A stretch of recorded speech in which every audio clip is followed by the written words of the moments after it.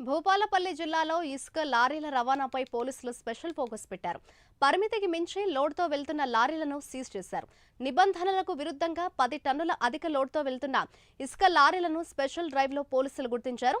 5 లారీలను గుర్తించి సీజ్ చేశారు భూపాలపల్లి పోలీసులు. అధిక లోడ్ కారణంగా రోడ్లు ధ్వంసం అవుతుండడం, ప్రమాదాలు జరుగుతుండడంతో పోలీసులు ఈ చర్యలు తీసుకున్నట్లుగా తెలుస్తోంది. నిబంధనలు ఉల్లంఘిస్తే కఠిన చర్యలు తీసుకుంటామని లారీ ఓనర్లను పోలీసులు హెచ్చరించారు.